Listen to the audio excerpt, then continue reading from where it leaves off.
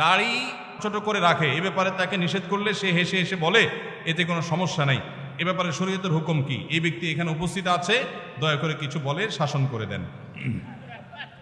আসামি হাজির। ভাইরা আমার, দাড়ি লম্বা করা এটা নবী সাল্লাল্লাহু আলাইহি ওয়াসাল্লামের নির্দেশ। তিনি বলেছেন আফুল্লুহা আরখুল্লুহা, তোমরা দাড়িকে ছেড়ে দাও।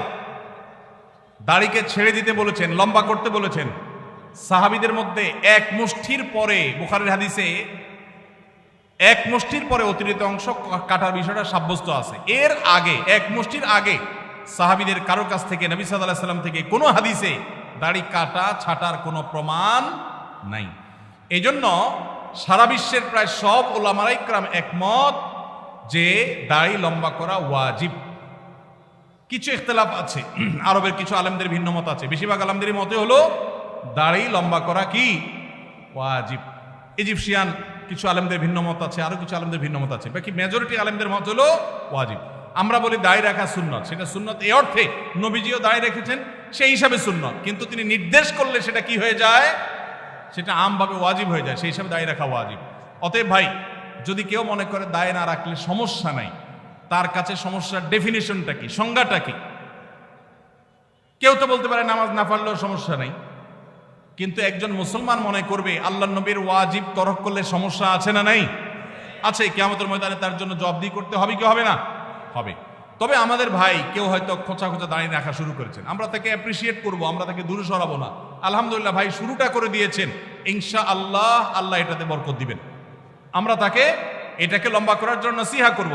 তবে সেই সাথে এটাও আমাদের মাথায় রাখতে হবে, দাড়ির চাইতে অনেক ইম্পর্টেন্ট নির্দেশ আছে আল্লাহর, যেগুলো আমরা অহরহ লঙ্ঘন করি। আছে না নাই? এটা শুনে আবার বেদাড়ি একটু খুশি হয়ে গেছে, যাক আমাদের পক্ষে একটু আসলো।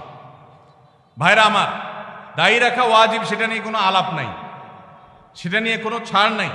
কিন্তু পাশাপাশি আমাদের এটাও মাথায় রাখতে হবে যে আল্লাহর অন্যান্য ফরজ বিধানগুলো মানতে হবে। অনেকে লম্বা দাড়ি আছে, মুখ খারাপ করে, আছে না নাই? বাংলা একটা প্রবাদ আছে, হাজী সাহেবের মুখ খারাপ। কি বলে? হাজী সাহেবের মুখ খারাপ। এই লম্বা দাড়ি নিয়ে মুখ খারাপ করে কি করে না? এই লম্বা দাড়ি নিয়ে দোকানদার দেশি মশারি আর ইন্ডিয়ান মশারি মিশায় দেশি মশারি তেলগুলো বিক্রি করে কি করে না? তাহলে দাড়ি আছে, তিনি ওয়াজিব আমল করেছেন, সবও পাবেন, কিন্তু যেই কাজটা করছেন ওইটা দাড়ি রেখে যে সব পাচ্ছেন তার চেয়ে অনেক বেশি ক্ষতি তিনি করছেন ওই কাজটা করে। ঠিক না ভাই? ঠিক। এই জন্য আমাদের পরিপূর্ণভাবে দ্বীনে প্রবেশ করতে হবে, আল্লাহ আমাদেরকে তৌফিক দান করুন। কিন্তু সেই সাথে দাড়িও লম্বা করার চেষ্টা করতে হবে। কিন্তু কোনো ভাই করছেন না, আমরা বেশিরভাগ মানুষ অন্যকে নিয়ে পড়ে থাকি। একটা বড় মুসিবত হলো বাংলাদেশের মানুষের, আমরা অন্যের চরকায় তেল একটু। আমাকে আল্লাহ দাড়ি রাখার তৌফিক দিয়েছে, আলহামদুলিল্লাহ। আমি এখন চিন্তা করবো আমার আখলাকটা ঠিক হয়েছে কিনা, আমি বউরে বাসায় গালি দিই কিনা, আমি কর্মচারীদের সাথে চালের মতো ব্যবহার করি কিনা, আমি মানুষের হক মারি কিনা, আমি দেখবো আমার বাকি আর কোথায় ল্যাকিংস আছে সেটা আমি দূর করব। আমি দাঁড়িয়ে আছে, এই জন্য যার দাড়ি নাই তারে খোঁচা মারি করি আমি। এটা তো কোনো মুসলমানের কাজ হতে। আমি চাইবো আমার ভাইয়ের দাড়ি লম্বা হোক, কিন্তু সেই সাথে আমি চাইবো আমার আরো যে দুর্বলতা আছে সেগুলো যেন দূর হয়। আল্লাহ আমাদেরকে আমলের তৌফিক দান করুন। মেসেঞ্জার গ্রুপ চ্যাটিং এ SMS এর মাধ্যমে ইজাব কবুল হয়েছে। দুজন সাক্ষীও ছিল মেসেঞ্জারে, কোনো মোহর উল্লেখ করা হয়নি। এখন বিবাহ হয়েছে কিনা? মেয়ের বয়স 13 বছর।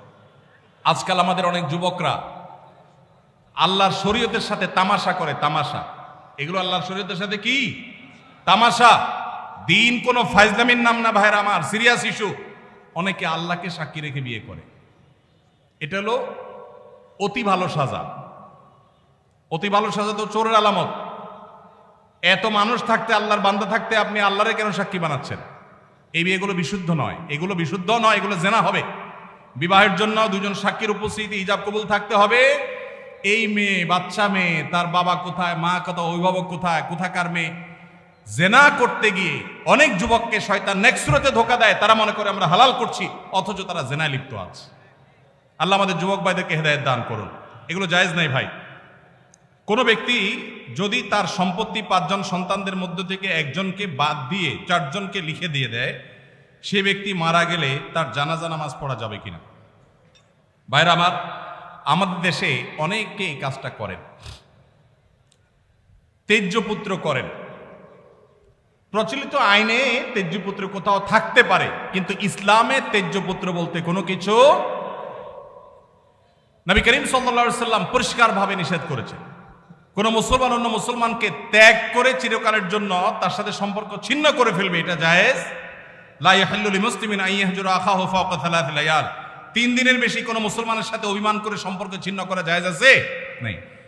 এখন সন্তান খারাপ, যত খারাপ হোক, আপনি সন্তানকে তথাকথিত তেজ্য পুত্র করলেন, করে কোনো সম্পদ দিলেন না, বঞ্চিত করলেন, আল্লাহর কাঠগড়ার আসামি হবেন।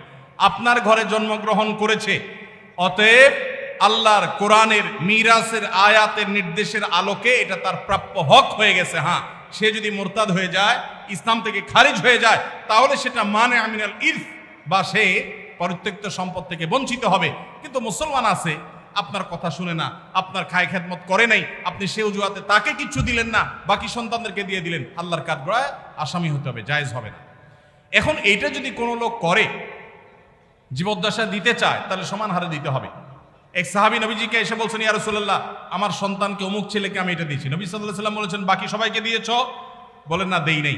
তখন নবী সাল্লাল্লাহু আলাইহি ওয়াসাল্লাম বলেছেন, ইত্তাকুল্লাহ ওয়া আদিলু বাইনা আওলাদিকুম, আল্লাহকে ভয় করো আর সন্তানদের মধ্যে সমতা বজায় রাখো। এই জন্য ভাইরা, এই জুলুম করা যাবে না। ইসলাম আমাদেরকে সাম্য এবং ইনসাফ শিখিয়েছে, সেটা আমাদের সব ক্ষেত্রে করতে হবে।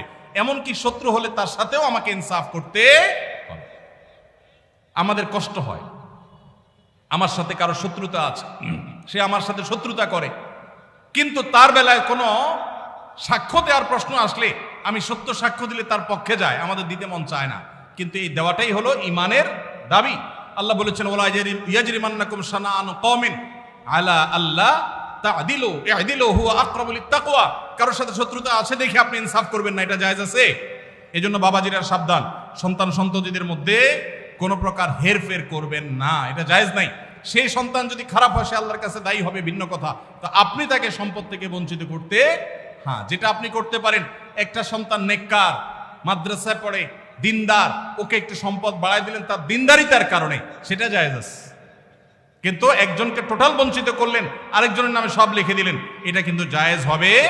এখন কোন মুরব্বী যদি এই কাজ করেন, তিনি মারা গেলে তার জানাজা পড়া যাবে না, এমন কোনো কথা নেই। তার জানাজা পড়বেন, কিন্তু তিনি আল্লাহর কাছে দায়ী থাকবেন। সন্তানদের কর্তব্য হলো, বাবা যাকে বঞ্চিত করছে আমাদের ভাগ থেকে তাকে দিয়ে আমরা ব্যালেন্স করে ফেলবো, তাহলে আশা করা যায় আল্লাহ তাআলা বাবাকে হয়তো মাফ করবেন। আস-সুন্নাহ ফাউন্ডেশন, উম্মার স্বার্থে সুন্নাহর সাথে।